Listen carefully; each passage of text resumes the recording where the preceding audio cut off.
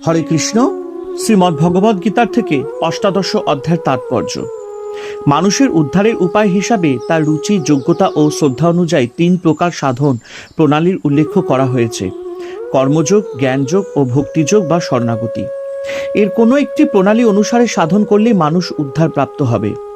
আসক্তি ও ফলাকাঙ্ক্ষা ত্যাগ করে যে ব্যক্তি যোগ্য, তপস্যা, দান ও নির্দিষ্ট কর্তব্য কর্ম করেন এবং যিনি কুশল অকুশল কর্মে রাগ দেশ করেন না, তিনি প্রকৃতপক্ষে ত্যাগী।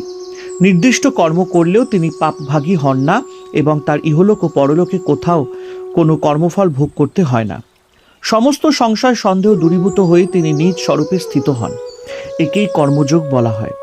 যে ব্যক্তি সাত্ত্বিক জ্ঞান, কর্ম, বুদ্ধি, ধৃতি এবং সুখকে অবলম্বন করে কর্তৃত্ব ও ভোক্তৃত্ব থেকে মুক্ত হন, তিনি যদি সমস্ত প্রাণীকুল ধ্বংসও করেন তবুও তার কোনো পাপ হয় না।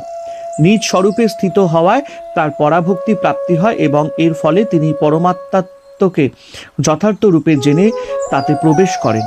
একে বলা হয় জ্ঞান যোগ। যে ব্যক্তি ভগবত আশ্রয় গ্রহণ করে সর্বদা শুভ কর্ম যথাযথভাবে সাধন করেন, তিনি ভগবত কৃপায় অবিনাশী পদপ্রাপ্ত হন। যে ব্যক্তি ভগবত পরায়ণ হয়ে সম্পূর্ণ কর্ম ভগবানের অর্পণ করেন, তিনি ভগবত কৃপায় সমস্ত বাধা বিঘ্ন অতিক্রম করেন। যিনি স্বয়ং শরীর, মন, ইন্দ্রিয় সহ ভগবানে নিয়োজিত হন, তিনি তাকেই লাভ করেন। যিনি সর্বধর্মের আশ্রয় পরিত্যাগ করে অন্যান্যভাবে কেবল ভগবানেরই শরণ গ্রহণ করেন, তাকে ভগবান সমস্ত পাপ হতে মুক্ত করেন।